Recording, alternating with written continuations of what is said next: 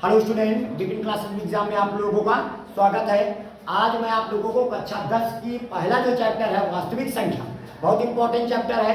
तो क्या होता है, पहले तो हम ये जानेंगे कि हम जो चैप्टर पढ़ रहे हैं वास्तविक संख्या, उस चैप्टर का नाम वास्तविक संख्या क्यों पढ़ा, ऐसे हमको क्या होते हैं वास्तविक संख्या, इनके बारे में हम आपको बताएंगे। ये कौन है, वास्तविक संख्या है कौन। तो कहने का मतलब है कि हम इसके बारे में पूरा अध्याय आपको समझाएंगे विधिवत, और आपको इस वीडियो में आपको प्रश्नावली के कुछ सवाल आपको कराएंगे भी। ठीक है, कक्षा 10 बहुत ही इंपॉर्टेंट है। अब उतना वो स्तर नहीं रह गया है पढ़ाई का जो पहले था।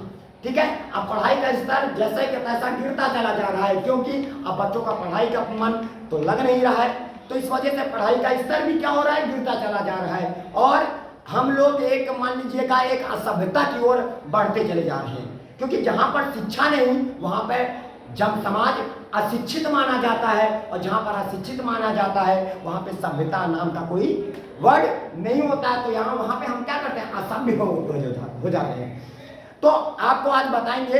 तो आपको जो भी बच्चे हमारे साथ नए जुड़े हैं, प्लीज हमारे चैनल को सब्सक्राइब करेंगे, लाइक करेंगे और बेल आइकन का बटन दबाएंगे, ताकि आपको पूरा चैप्टर विधिवत पर डे आपको मिलता जाएगा। कुछ ना कुछ सवाल, कुछ ना कुछ नई बातें और नए तरीके से आपको सिखाने की कोशिश करेंगे, ताकि आपको ये चैप्टर बहुत ही आसान लगेगा और करने में आपको मजा भी आएगा। तो चलिए हम क्लास को स्टार्ट करते हैं और पूरे मन से देखेंगे, आपको पूरा समझ में आएगा, ये हमारी गारंटी है। लेकिन आप पहले तो मन लगाएंगे और क्लास को पूरा स्टार्ट से लेके शुरू से लेके अंत तक देखेंगे, तभी आपको समझ में आएगा। चलिए, क्लास 10 का है, मैथ है, चैप्टर चल रहा है आपका, कौन सब्जेक्ट चल रहा है, मैथ, और चैप्टर है वास्तविक संख्या है, जिसको इंग्लिश में बोलते हैं रियल नंबर। क्या बोलते हैं, रियल नंबर। तो रियल नंबर क्या होता है, पहले तो इसके बारे में हम जानेंगे और फिर इसके बाद हम अभ्यास बनाने के बारे में चर्चा करेंगे। क्या कहता है, वे संख्याएं, कौन सी संख्या है, जो परिमेय और अपरिमेय, मतलब जो परिमेय भी हो और अपरिमेय भी हो, उन संख्याओं के संगठन को क्या बोलते हैं, वास्तविक संख्याएं कहते हैं। मतलब वे संख्याएं जो परिमेय संख्याएं हुई हों और वे संख्याएं जो अपरिमेय भी हों, और इन दोनों को मिला करके जो तैयार होगा वही हमारा क्या होगा, वास्तविक संख्या कहलाएगी। क्या कहलाएगी, वास्तविक संख्या कहलाएगी।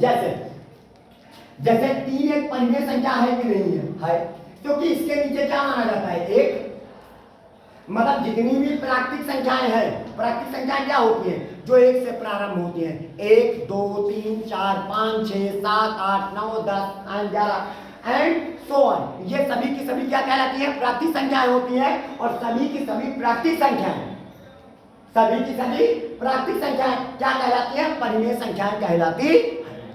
बात आ रही समझ में। और पूर्ण संख्या क्या होती है, वे संख्याएं जो 0 से प्रारंभ हो, 1 से प्रारंभ ना हो।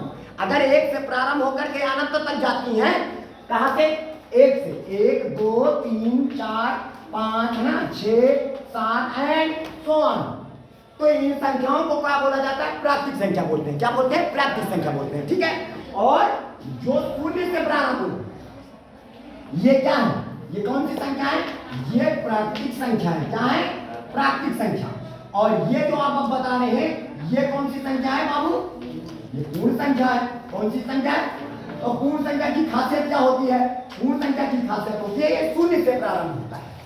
कहां से प्रारंभ होता है बेटा, 0 से, यानी 0 से स्टार्ट होगा, 0 1 2 3 4 5 6 7 8 एंड सो ऑन होता हुआ अनंत तक जाएगा। यानी जहां तक आपको गिनती आती है वहां तक आप चले जाइए, आपकी सभी की सभी पूर्ण संख्याएं होती हैं। यानी प्राकृतिक संख्या जो 1 से प्रारंभ होती है और अनंत तक जाती है, कहां तक जाती है, अनंत तक। और पूर्ण संख्या वो है जो 0 से प्रारंभ होती है। पूर्ण संख्या कहां से प्रारंभ होती है, 0 से, और कहां तक जाती है, अनंत तक। तो ये सभी की सभी क्या होती है, पूर्ण संख्या कहलाती है। अब सुनिएगा, जितनी प्राकृतिक संख्याएं हैं या कह लीजिए जितनी भी पूर्ण संख्या है, सभी की सभी परिमेय संख्याएं होती है। अब बताओ, इस प्राकृतिक संख्या और इस पूर्ण संख्या में सम विषम अभाज्य भाज्य सब तो है, सब तो है। अरे इसके अंदर कौन है, सम भी है, विषम भी है, भाज्य भी है, अभाज्य भी है। अरे सारी गिनतियां इसी के अंदर तो आ गई है। तो यानी ये सभी जो भी गिनतियां हैं, ये सभी की सभी क्या है, परिमेय संख्या है। क्या है, परिमेय संख्याएं हैं। यानी आपसे अगर कोई पूछे क्या सभी प्राकृतिक संख्याएं परिमेय संख्याएं कहलाती हैं, तो कह देना बिल्कुल हाँ। क्यों? क्योंकि जैसे 5 हमारा एक प्राकृतिक संख्या है, तो 5 के नीचे 1 माना जाता है, तो P और ये Q हो गया, तो ये P बटे Q हो गया, तो आपका परिमेय संख्या होगा। कक्षा 8 में आप लोगों ने पहला चैप्टर परिमेय संख्या आप लोगों ने पढ़ा था। आपको आपके टीचर ने विधिवत पढ़ाया था। अगर नहीं पढ़ा है तो कोई बात नहीं, आपको हम पूरे 0 लेवल पे लेके चलेंगे, लेकिन वीडियो को अंत तक देखते रहिएगा। तो जैसे 1 है, तो 1 क्या परिमेय संख्या नहीं है? क्यों नहीं है? इसके नीचे 1 माना गया है। क्या 2 परिमेय संख्या नहीं है? क्योंकि इसके नीचे 1 माना गया है। क्या 3 परिमेय संख्या नहीं है? इसके नीचे 1 माना गया है। क्या 0 परिमेय संख्या नहीं है? इसके नीचे 1 माना गया है। क्योंकि परिमेय संख्या में नीचे 0 नहीं होना चाहिए। ऊपर अगर 0 है तो कोई बात नहीं, ऊपर 0 चल जाएगा, लेकिन नीचे 0 नहीं होना चाहिए। ठीक है? तो सभी की सभी प्राकृतिक संख्याएं या कह लीजिएगा सभी की सभी पूर्ण संख्याएं क्या कहलाती है? परिमेय संख्याएं कहलाती है। बात आई गई, समझ में आया? और कहोगे क्या सर 3/7 ये परिमेय संख्या नहीं है? बिल्कुल है। देखिएगा P भी है और Q भी है, तो परिमेय संख्या है क्यों नहीं है?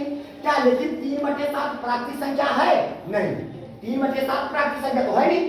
अब बताइए इसमें कहीं 3/7 मिलेगा? कहीं नहीं मिलेगा। अरे ये तो पूर्णांक होते हैं ना प्राकृतिक संख्या, 1 2 3 4 5 जिसे गिना जा सके, जिसे गिना जा सके, वे सभी क्या कहलाते हैं? प्राकृतिक संख्या। क्या 3/7 परिमेय तो है, लेकिन क्या प्राकृतिक है? नहीं, प्राकृतिक नहीं है। परिमेय तो है, क्या पूर्ण संख्या है? नहीं, पूर्ण संख्या नहीं। तो 3/7 एक परिमेय संख्या है। यानी जो जैसे माइनस का 4 मान लीजिएगा, सपोज कोई भी 5 मान लीजिएगा, माइनस का 4/5 परिमेय संख्या है कि नहीं है? है। तो ये माइनस का 4/5 परिमेय संख्या है, 3/2 परिमेय संख्या है, 8/7 परिमेय संख्या है, माइनस का 2 या 3 माइनस का 3/5 परिमेय संख्या है। सब क्या है? परिमेय संख्याएं हैं। तो सभी प्राकृतिक संख्याएं भी परिमेय संख्याएं हैं, और जो 3/7 4 8/7 माइनस का 4/5 ये भी क्या हुई? परिमेय संख्याएं होती हैं। अब रही बात है कि अपरिमेय संख्या किसे कहते हैं? अब अपरिमेय जिनका पूर्ण रूप से वर्गमूल नहीं ज्ञात किया जा सकता है, वे सभी की सभी क्या कहलाती है? अपरिमेय संख्या कहलाती है। तो परिमेय संख्या तो आपको समझ में आ गई होगी। अब हम चलेंगे किस पर चलेंगे? अब हम चलते हैं, बात चलेंगे अपरिमेय संख्या के बारे में। किस पर चलेंगे? अपरिमेय संख्या के बारे में हम चर्चा करेंगे। तो परिमेय आप लोगों को समझ में आ गया होगा कि परिमेय संख्याएं क्या होती हैं, जिन्हें हम P/Q के रूप में निरूपित करते हैं। और P तथा Q एक पूर्णांक है। पूर्णांक का मतलब जानते हो?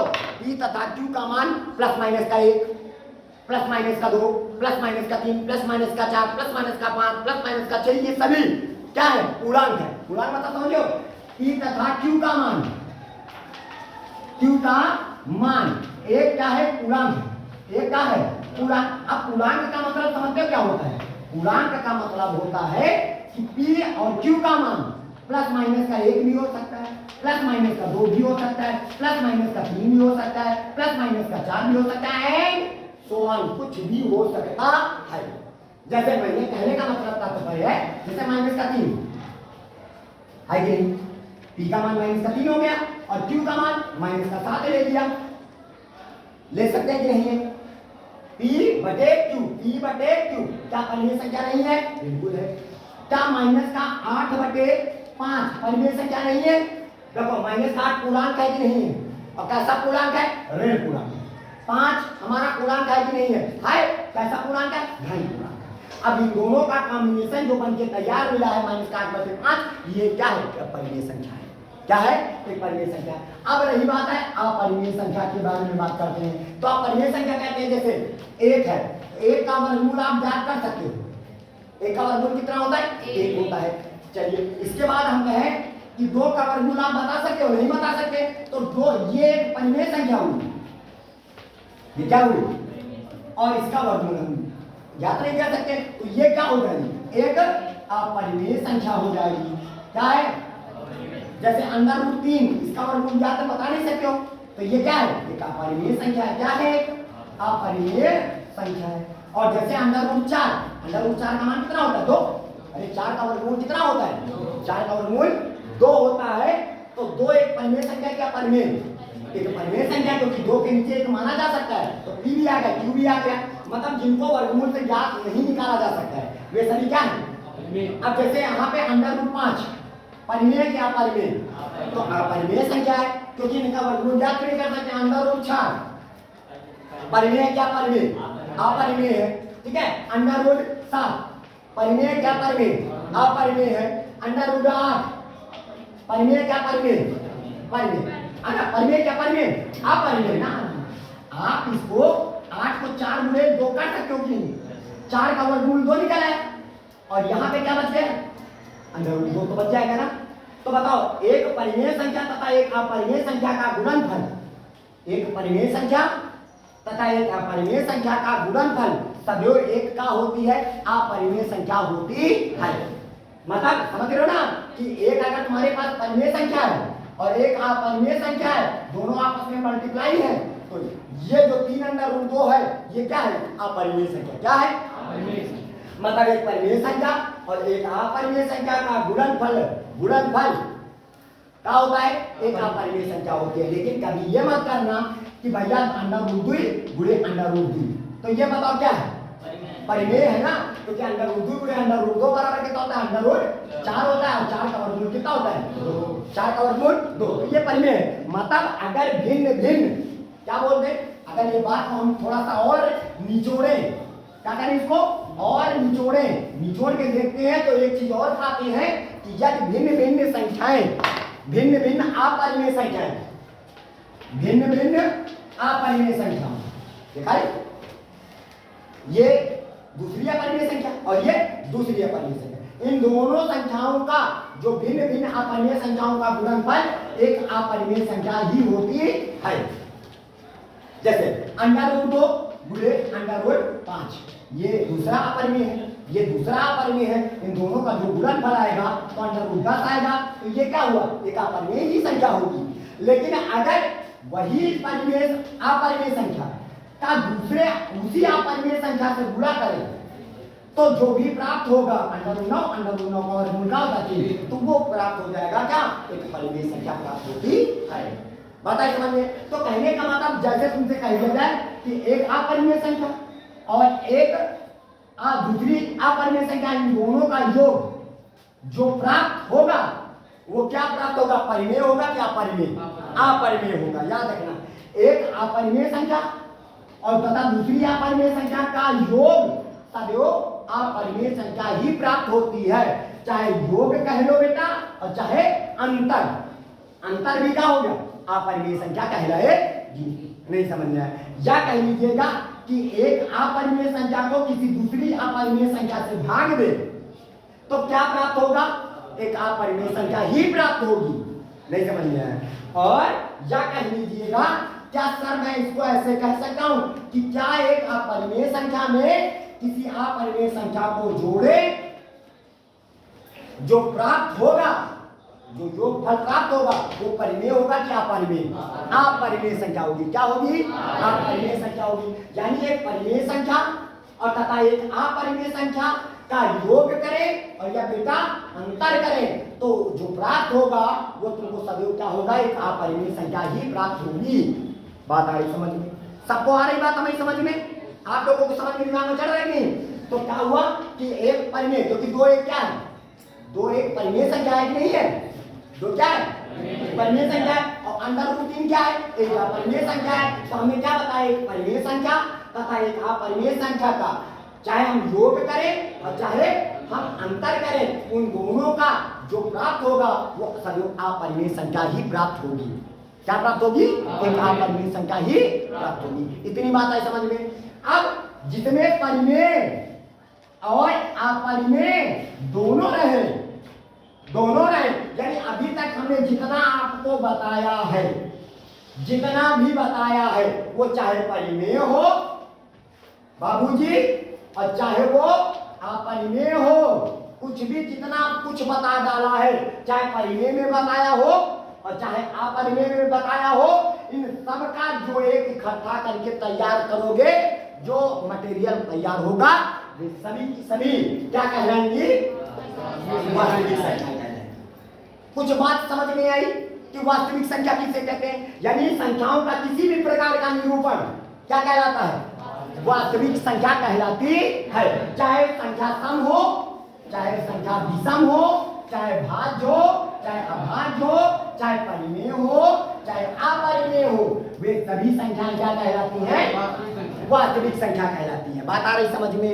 अगर लेकिन एक बात कॉन्सेप्ट एक और सुनिएगा, कभी भी एक छोटी सी यहाँ पे डाउट है। डाउट क्या है? वास्तविक संख्या सिर्फ एक डाउट लेके घूमता है। वो डाउट क्या है कि ऐसी कोई संख्या, समझना बातों, ऐसी कोई संख्या जिसका वर्ग करने पर उसका मान ऋणात्मक मिल जाए, उसका मान क्या प्राप्त हो जाए? ऋणात्मक प्राप्त हो जाए, तो वो संख्या वास्तविक संख्या नहीं कहलाएगी। वह संख्या वास्तविक संख्या नहीं कहलाएगी। तो कहोगे सर वो संख्या भी कहलाएगी क्या?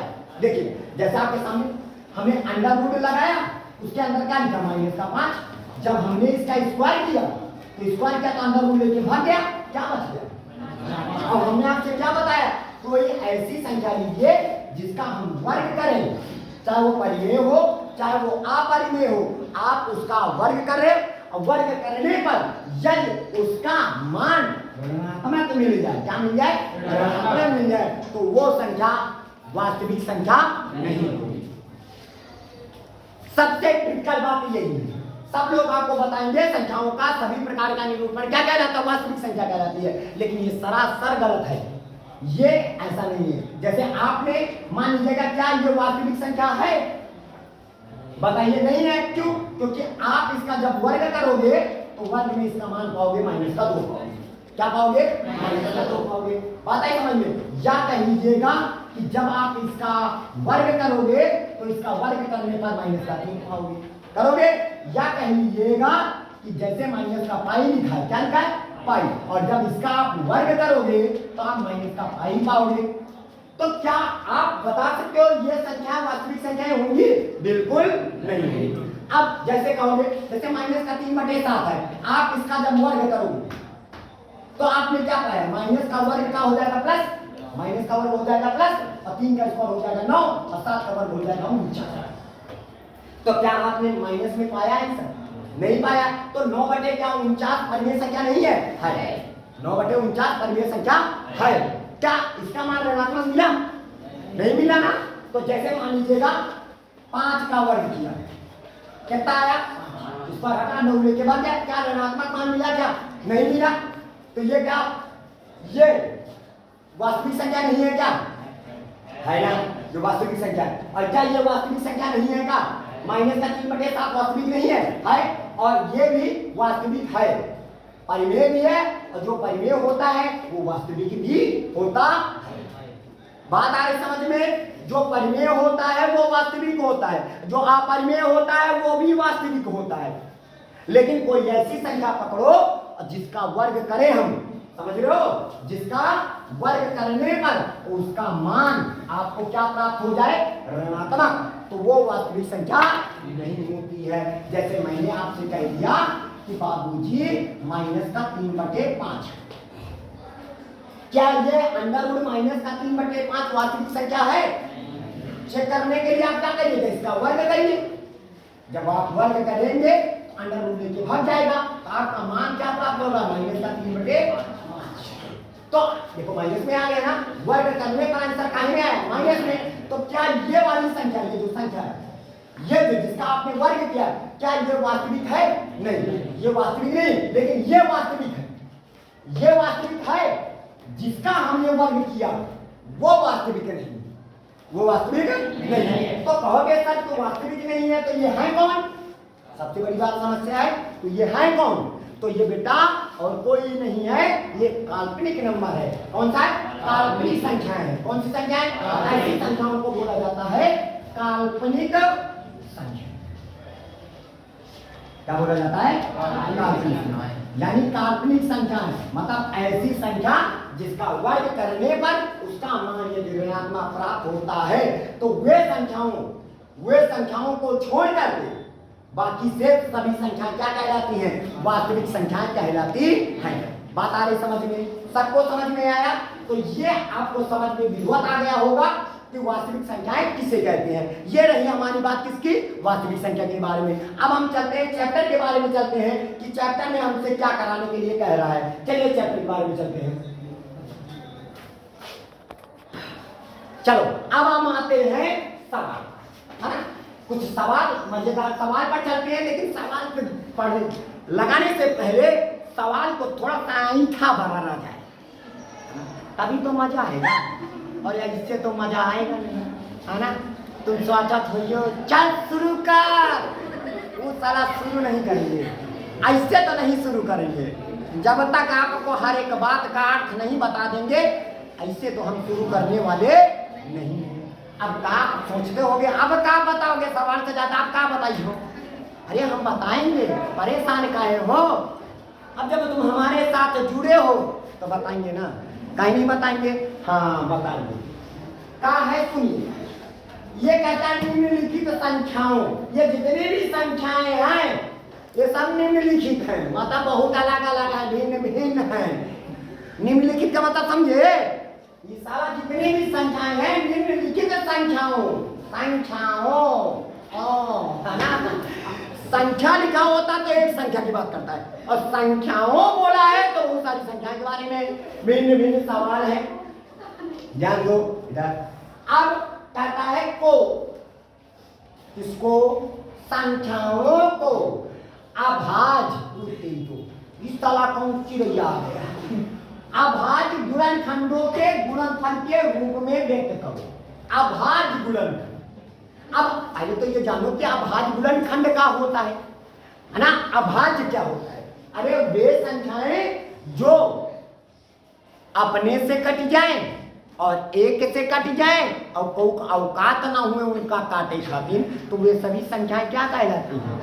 अभाज्य संख्याएं कहलाती। अब मनमा विचार आवत तो ये भिन्न भिन्न प्रकार के तुम्हारे मनमा विचार आगे होंगे, कौन को आए जो न अपने से कटत है और उनका ये काटत है, को आए? ज्यादा परेशान होने की जरूरत नहीं, हम है ना, बताएंगे तुमको, तुम तो ऐसे पढ़ोगे। बाबूजी जरा ये बताइएगा ये कौन है? दो है, तो कटता किससे है?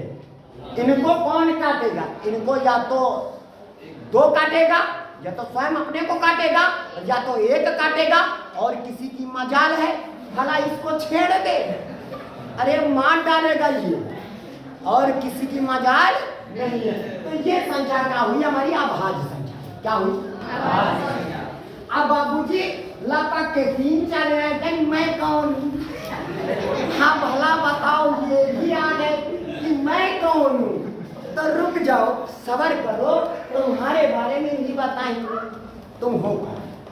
ये बाबूजी अब इनके बारे में देखा, सोचा, अरे तू तो अपने से कटेगा, अपने में मार खाएगा, और तुझे और कोई नहीं, एक और जमभट ठोकेगा। वो कौन ठोकेगा? एक। मतलब ये जो 3 है वो 3 से विभाज्य होगा, अपने से विभाज्य होगा, और एक से विभाज्य होगा, और कोई माई का लाल है तो इसको काट दे, अरे कोई छेड़ दे इसको, अरे छेड़ दे तो जान लो कौवा इसको काट खाएगा। हाँ, तो ये भी क्या हुई? एक अभाज्य संख्या। मतलब 2 अपने से काटेगा और एक काटेगा, इसके सिवा और कोई काटेगा नहीं, तो 2 अभाज्य संख्या हुई। 3 अपने से कटेगा और एक से कटेगा और किसी से कटेगा नहीं, तो ये भी क्या हुई? अभाज्य। अब दौड़ते दौड़ते 4 आ गए, कहे बोले मैं अब मैया इनको बताओ। तो हमने कहा तुम्हारा भविष्य कुछ गड़बड़ है, तुम्हारा भविष्य कुछ अंधेरे में है। कहीं कहा बाबा जी कैसे बात करते हो, हमारा भविष्य कैसे अंधेरे में? मैंने कहा तुम अभाज्य संख्याओं की श्रेणी में नहीं आते हो। कहते ऐसा क्या है मेरे पास जो मैं अभाज्य संख्याओं की श्रेणी में नहीं आता हूँ? तो वो बोले तेरे पास 2 काटने के लिए है। जैसे कहा ना पिक्चर दीवार पिक्चर में मेरे पास धन है, दौलत है, ये है वो है, तुम्हारे पास क्या है? मेरे पास माँ। क्या है? माँ। और इसके पास, सारे के पास 2 काटने के लिए, मतलब ये 4 से कट रहा है और 1 से कट रहा है, और इनका जमभर का तरफ है 2, मतलब 2 से भी विभाज्य हो जा रहा है। तो ये क्या भाज्य संख्या है? नहीं, ये बिल्कुल वो अभाज्य संख्या नहीं है। तो ये कौन है? ये अभाज्य संख्या नहीं है, ये भाज्य संख्या है। क्या भाज्य संख्या नहीं है? ये कौन है? मैंने कहा जब तुम भाज्य हो तो तुम भागो। मैं तो यहाँ पे किन को ढूंढ रहा हूँ, मैं तो किन को ढूंढ रहा हूँ, मैं अभाज्य संख्याओं को ढूंढ रहा हूँ। किन को? मैं अभाज्य संख्याओं को ढूंढ रहा हूँ। अरे तुम कहाँ चले आए? यहाँ क्या करने आए? तेरा यहाँ क्या काम है? अरे इनको हटा दो, ये भाज्य है। मैं तो ढूंढने आए अपने जय करण और अर्जुन को। करण और अर्जुन को मतलब अभाज्य संख्याओं को ढूंढने आया हूँ। तुम कहाँ आ गए बाबू? मैंने कहा दौड़ते दौड़ते 5 आए।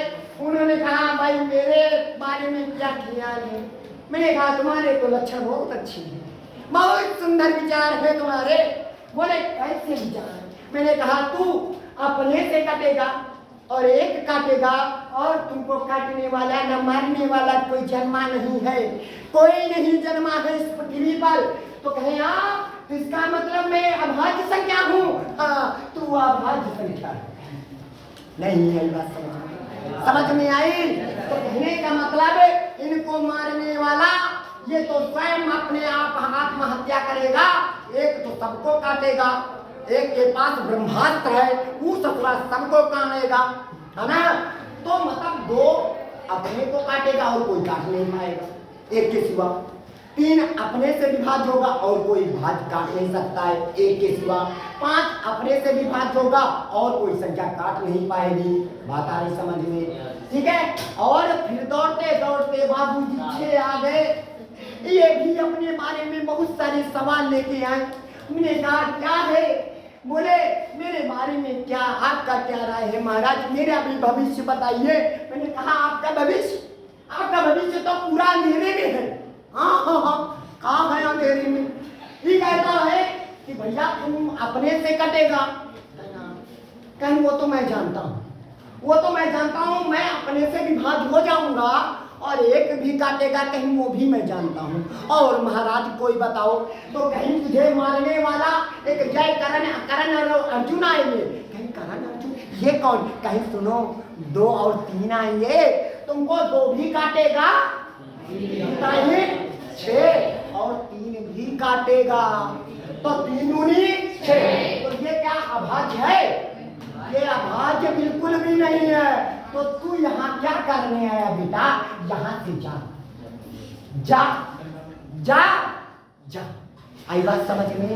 अब आ गए दौड़ते दौड़ते 7 आ गए। अब समझ गए होगे हमारी बात? तो अभाज्य संख्याएं वो होती हैं जिनको काटने वाला मारने वाला इस पृथ्वी पर स्वयं और एक के सिवा कोई पैदा नहीं हुआ है।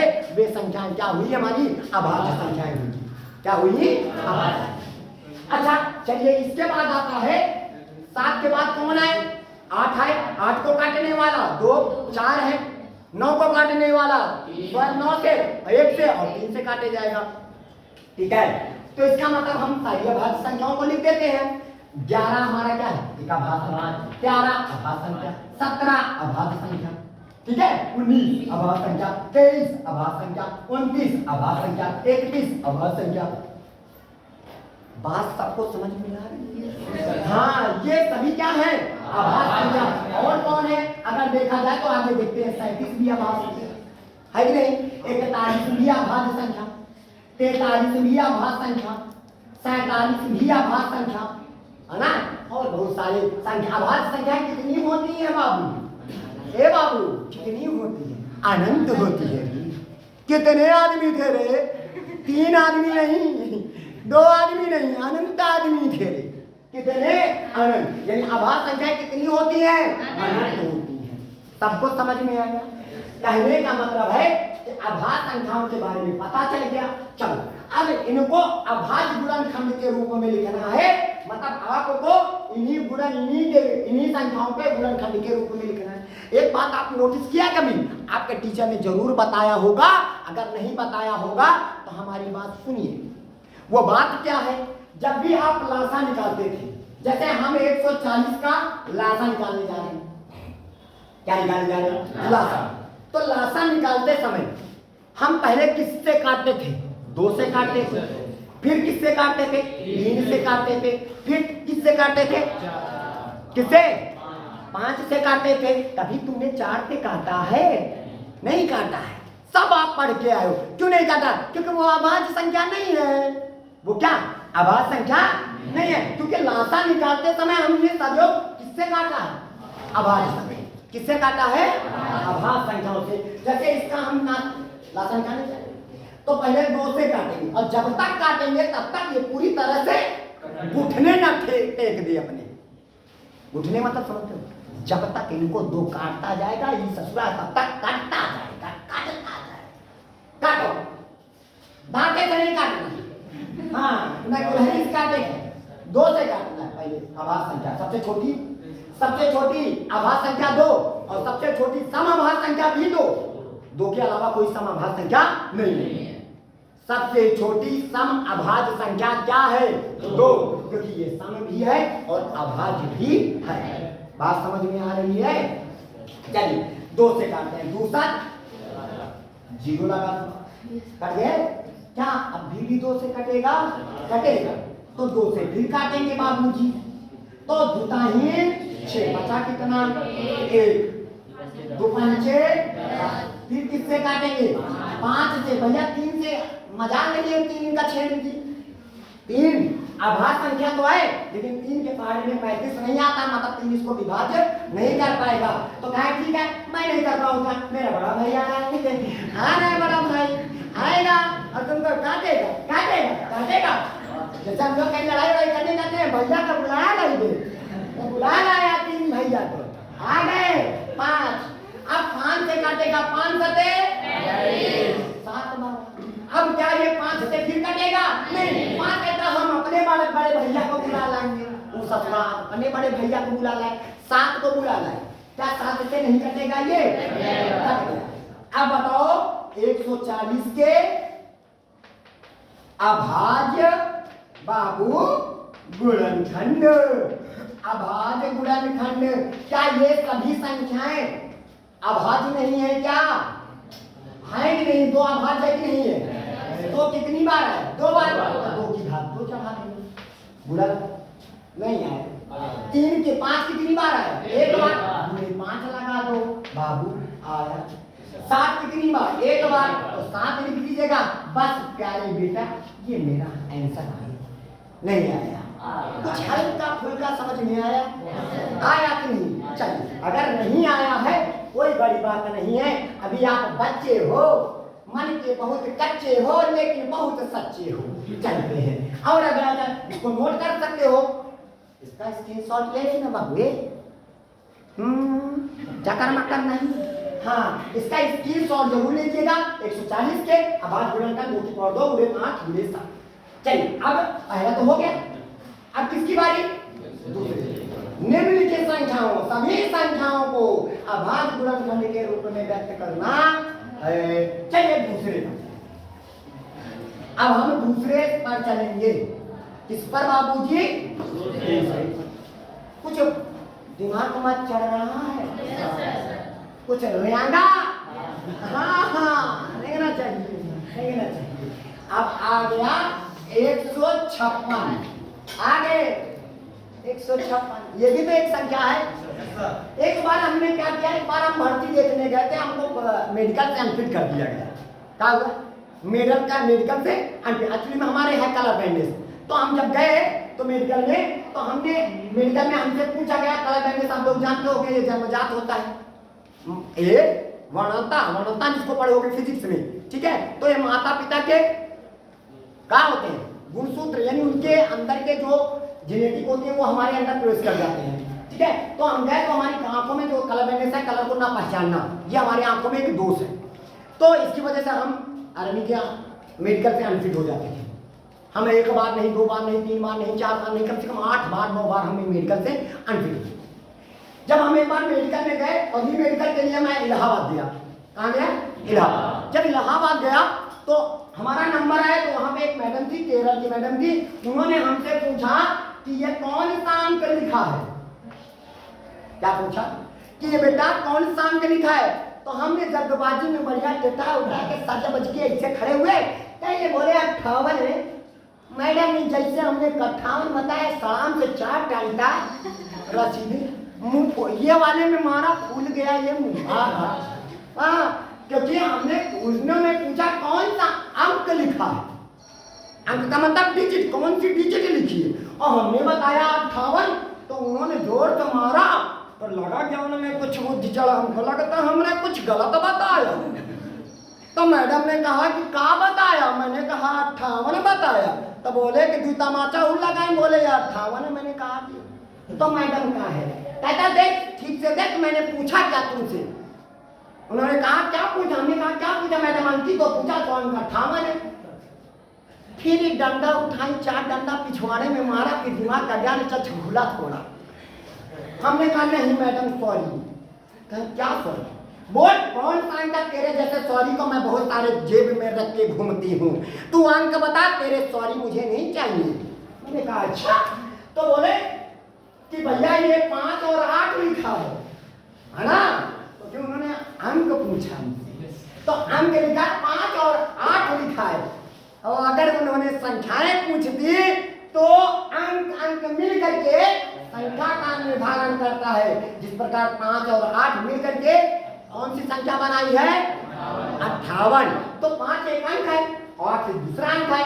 तो 5 और 8 मिल करके, इन दोनों ने मिल करके क्या बनाया, एक संख्या बनाई, वो संख्या का नाम है 58। तो लेकिन मैडम जी ने तो क्या पूछा था, कौन सा अंक है, तो अंक क्या हुआ 5 और 8। बात समझ में।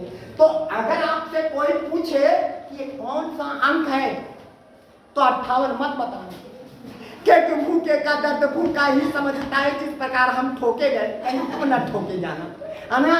तो कहने का मतलब इसका कॉन्सेप्ट समझ में आया। तो अगर आपसे अंक पूछे तो अंक क्या होता है 5 8, यानी एक एक डिजिट में बताना है। जब संख्या पूछे तब आपको 58 बताना है, ठीक है। अब आती है बात 156, किसकी 156।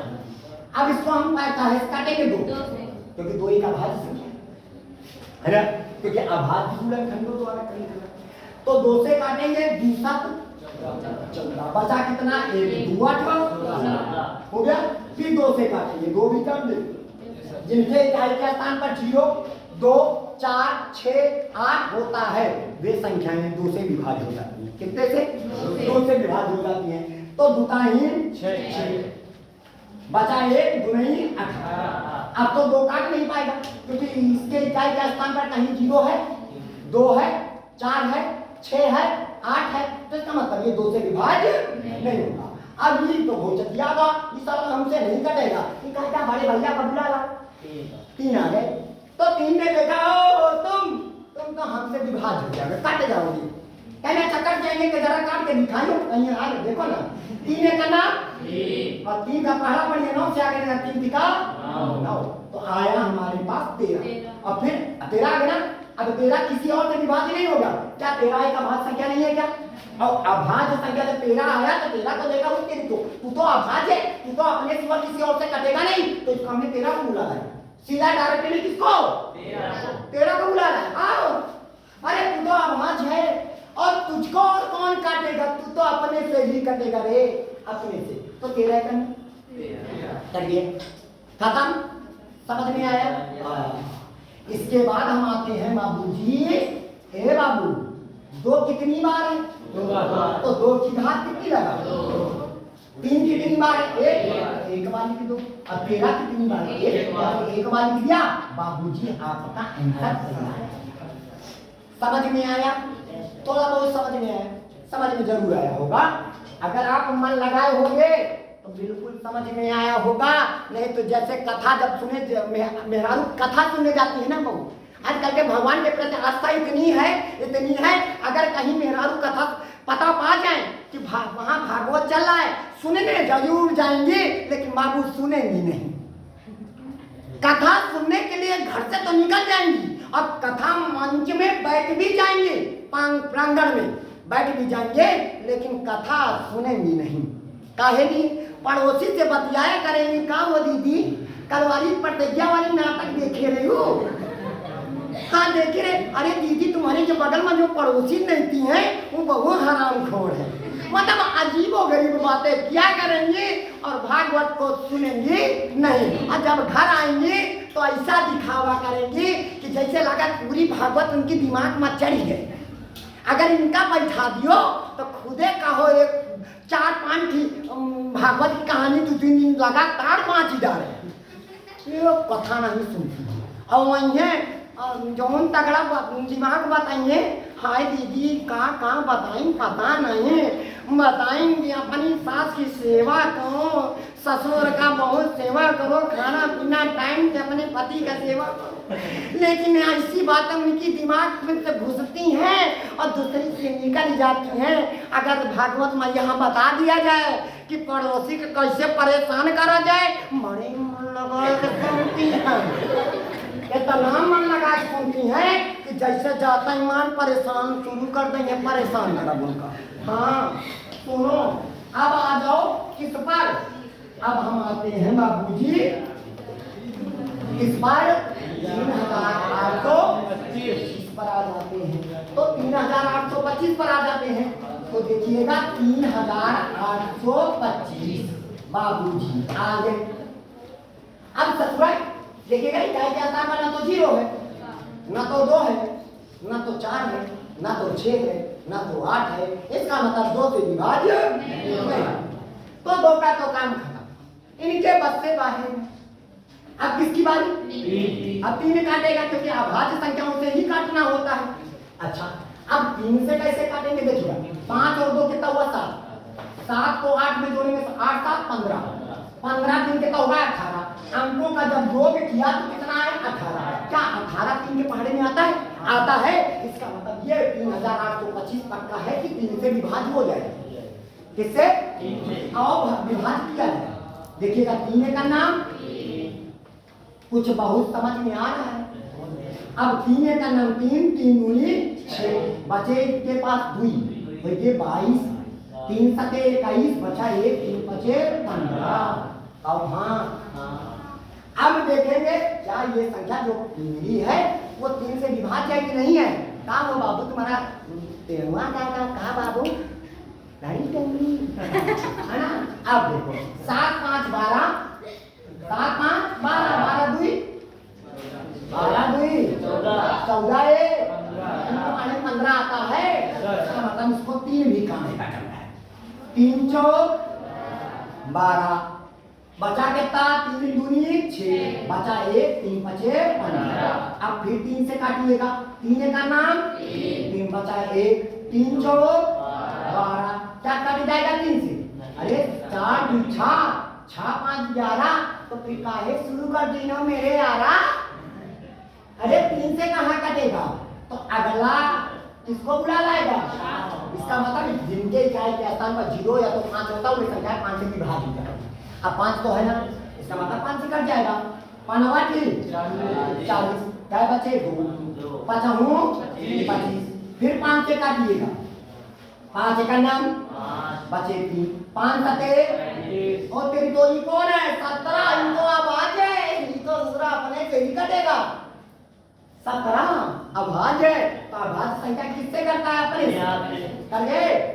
अच्छा अब आपको 3000 किसका? 825 के अभाज्य गुणन करने लिखने।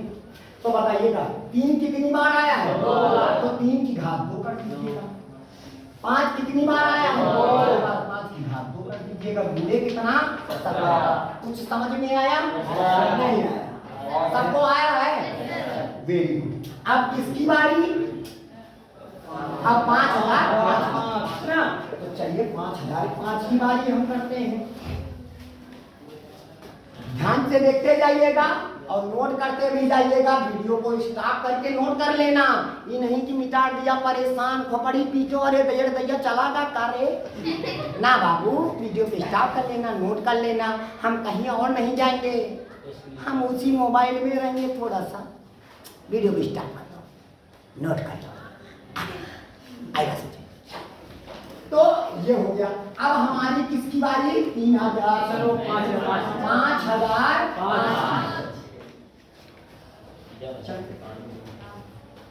5 5 10, 2 से तो कटेगा नहीं। 3 से भी नहीं कटेगा तो कटेगा किससे? 5 से। तो 5 से काट देते हैं। 5 का नाम या 0 5 का नाम 5। अब किससे कटेगा? अब 7 से काटते हैं, देखते हैं 7 देखेगा। 7 से काट के चेक करते हैं ना। 7 का नाम क्या बचे? 3। कितना होगा? 30 हो गया। 7 चौक 28। क्या बचे? 2। कितना? 21। 7 वो 3 कट गया। वो 7 से कट गया। अब किससे कटेगा? 11 से। 11 से काटो। 11 का नाम क्या बचे? 3। गिरता ही। अब किससे कटेगा? 13 से। कट गए? नहीं समझ कट गया। इसका मतलब हमारे पास 5005 के अभाज्य गुणनखंड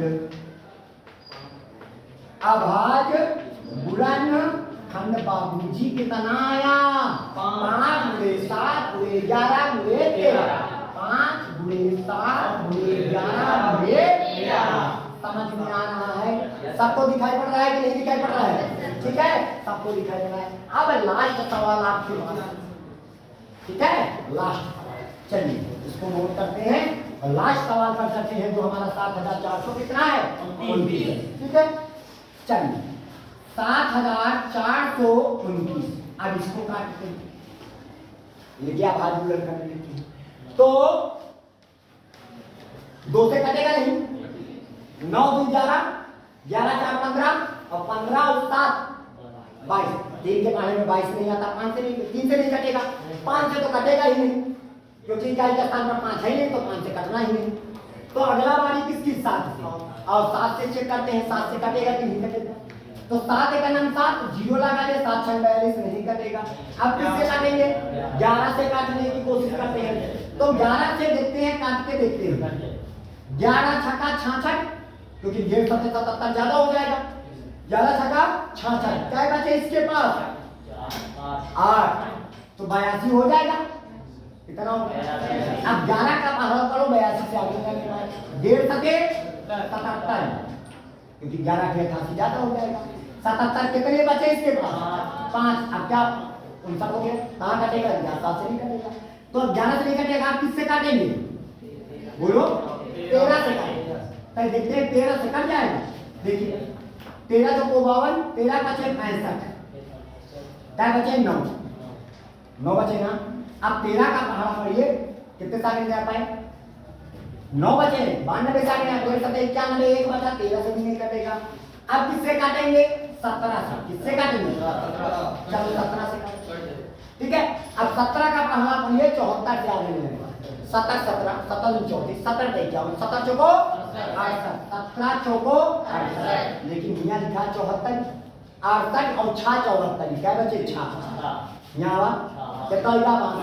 अब 17 का पहाड़ा पढ़ो, 62 से आगे ले जाने पाए। 17 17 17 34 17 51 17 चौको 68 ज्यादा हो जाएगा। 17 51 और यहाँ कितना है? 62। 17 51। अरे भाई 17 चौको 68 हुआ था। क्या बचे इनके पास? 6 62 हो गया था। और 17 51 17 11 बचा तो 119 हो गया। 17 7 119 नहीं आएगा। अब फिर देखते हैं कि 17 से फिर तो नहीं बात हो रहा है। फिर 17 से काटने की कोशिश करते हैं तो 17 दूनी 34। क्या बचे? 9। 9 बचा। 17 के पास 9 बचा तो 97 हो गया। क्या 17 से कटेगा? बिल्कुल नहीं कटेगा। आप किससे काटेंगे? 19। अगली संख्या क्या है? 19 से काटेंगे। तो 19 से देखते हैं, 19 से काटने की कोशिश करते हैं। 19 दूना 38। 19 दूना लेकिन यहाँ कितना लिखा? 43 38 और 5 के का मतलब 5 बचा तो 57 होगा। 19 नहीं 57। आप किससे कटेगा? आप 23 से कटेगा। तो बताइएगा 7429 के अभाज्य गुणनखंड। अभाज्य गुणनखंड क्या निकल के आया? बोलो। 17 गुणे 19 गुणे हो जाएगा आपका। उम्मीद है कि आप सभी लोगों को ये सारे सवाल सारी बातें अच्छे से समझ में आया होगा। और इसका अगर और आपको पढ़ना है तो सबसे पहले हमारे चैनल को करेंगे सब्सक्राइब, लाइक, बेल आइकन का बटन दबाएंगे ताकि इसी प्रकार की पर डे आपको वीडियो मिलती जाए और आप मस्ती के साथ सवाल को करेंगे सॉल्व ताकि माइंड में किसी प्रकार का ना हो डिप्रेशन और ना तुम कहो पगलाओ। नहीं तो पता लगे कि पढ़ते पढ़ते पाओ पगला ही जाओ और पाओ रास्ता भर में झिल्ली भी न रहो, कहूँ काने में टांग लियो, कहूँ ऐसी टांग लियो, कहूँ जूता के चप्पल के पट्टा मिल जाए कहो है पहन लियो। तो आप लोग को डिप्रेशन में नहीं पढ़ना है, मस्ती के साथ पढ़ना है ताकि आपको गणित लगे बड़ी आसान और गणित से हो लगाओ और हो जाए उससे आपको प्यार। जहाँ प्यार हो गया बाबूजी फिटका मस्त राम मस्ती माँ लगे पश्चिम फिर तो गणित दिखाई बस समझ में आएगी नहीं। तो इसके साथ अब हम करते हैं आज की क्लास यहीं पर खत्म। जय हिंद जय भारत।